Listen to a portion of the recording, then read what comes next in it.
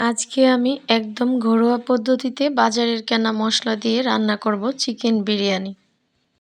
এইখানে ১ KG chicken নিয়ে নিলাম, দিয়ে দিলাম ১ চামচ হলুদ গুঁড়ো। আমি এটা হলুদ দিয়েই রান্না করব। দিয়ে দিলাম ১ চামচ মরিচ গুঁড়ো, ১.৫ চামচ ধনে গুঁড়ো, ১.৫ চামচ জিরে গুঁড়ো,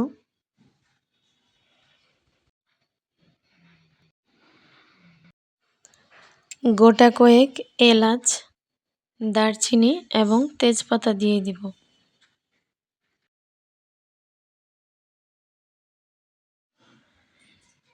এ পর্যায়ে আমি দিয়ে দিলাম ১.৫ চামচ আদা বাটা,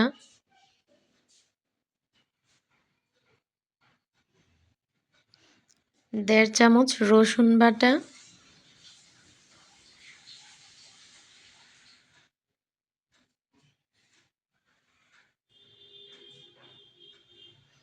এবং পেঁয়াজের সাথে একটি টমেটো ব্লেন্ড করে দিয়েছি। এবার দিয়ে দিব ফেটানো টক দই।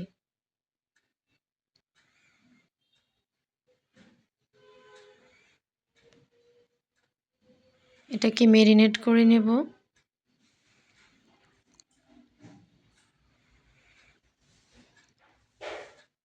এবার কাঁচা তেল, সয়াবিন তেল দিয়ে ভালো করে মেখে ১৫ মিনিট রেস্টে রেখে দিব।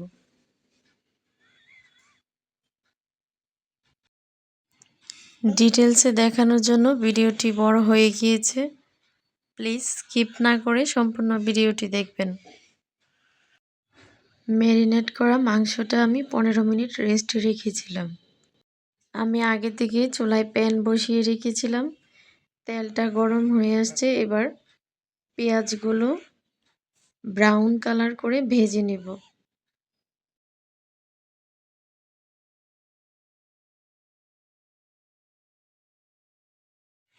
এবার ম্যারিনেট করা মাংসটা দিয়ে দিলাম। ভালো করে মাংসটা কষিয়ে নেব। এখানে আমি কোনো পানি দিব না। পানি ছাড়াই প্রথমে মাংসটা ভালো করে কষিয়ে নেব।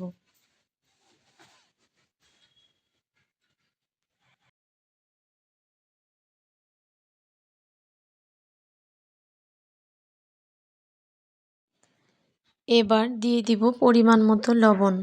এখানে আমি ২ চামচ লবণ দিয়েছি।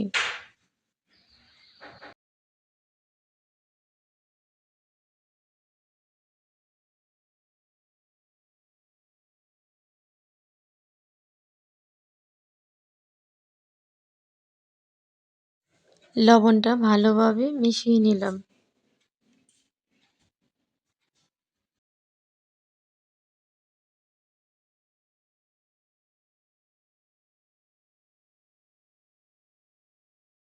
দিয়ে দিব খুবই সামান্য পরিমাণে চিনি। এটা চাইলে আপনারা দিতেও পারেন বা নাও দিতে পারেন। আমি বিরিয়ানি রান্না করার সময় অল্প একটু চিনি দেই। এতে আমার মনে হয় মাংসের তরকারির কালারটা ভালো আসে এবং বিরিয়ানিটা একটু মিষ্টি, মিষ্টি হয়। সেটা আমার কাছে ভালো লাগে।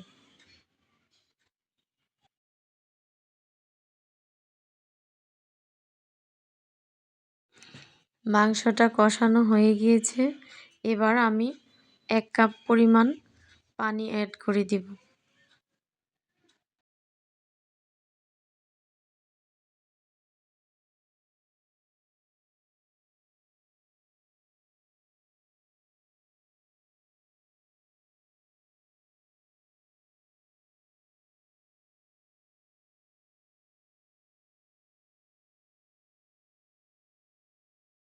পাঁচ মিনিটের জন্য ঢেকে দিব।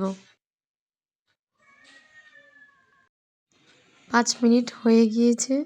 এবার মাংসটা একটু নাড়াচাড়া করে নেব। নয়তো কড়াইয়ের নিচের দিকটায় মশলাটা লেগে যেতে পারে।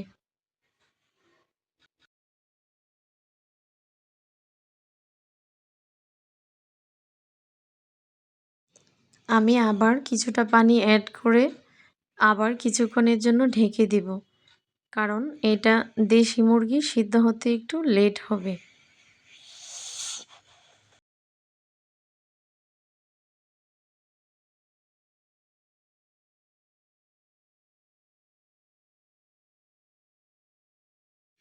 5 মিনিট হয়ে গিয়েছে। এবার দেখে নিব মাংসটা কতটুকু সিদ্ধ হয়েছে। আমি পুরোপুরি সিদ্ধ করব না, 70% সিদ্ধ করব। মাংস রান্না করা হয়ে গিয়েছে, এবার আমি এটাকে নামিয়ে নিব।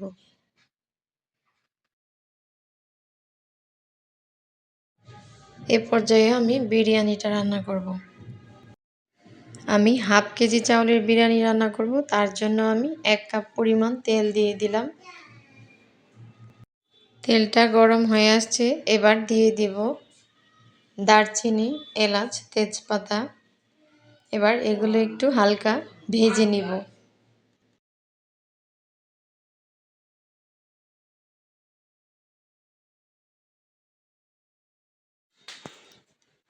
ভাজা হয়ে গিয়েছে, এবার পেঁয়াজ কুচি দিয়ে দিলাম। পেঁয়াজটাও হালকা ভেজে নিব।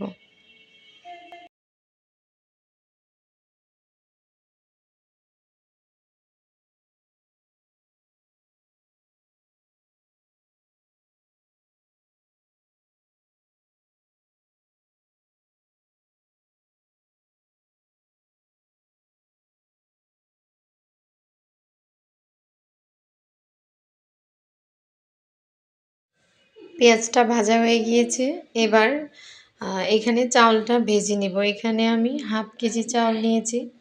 এটা আগে থেকেই ধুয়ে ছাঁকনিতে জলটা ঝরিয়ে রেখেছিলাম।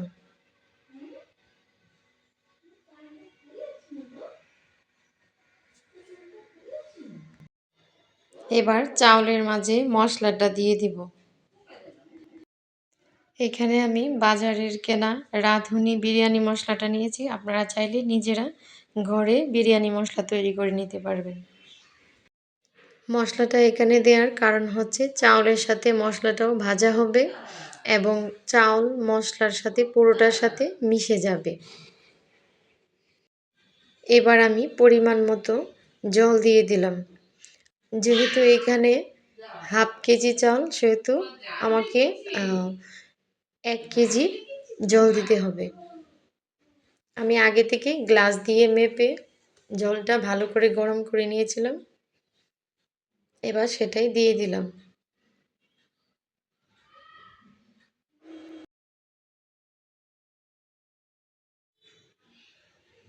দিয়ে দেব কয়েকটা কাঁচামরিচ,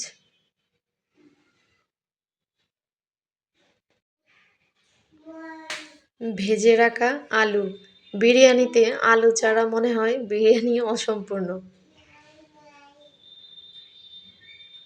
দিয়ে দিলাম পরিমাণ মতো লবণ এবং চিনি। এবার রান্না করা মাংসটা দিয়ে ভালোভাবে নাড়াচাড়া করে দিব। ভালোভাবে নেড়ে চাউলের সাথে মাংসটা এবং ঝোলটা ভালো করে মেশাতে হবে, নয়তো কোনো অংশ সাদা থেকে যাবে। এবার চুলার আঁচটা লো হিটে রেখে ঢেকে দিব। 8 থেকে 10 মিনিট পরে ঢাকনা খুলে নিলাম। দেখুন অনেকটাই ঝরঝরে হয়ে গিয়েছে, ঝরঝরে দেখাচ্ছে। এবার আমি একটু ঘি দিয়ে দিব। ঘি দিয়ে কিছুটা উপর নিচ করে নিয়েছি।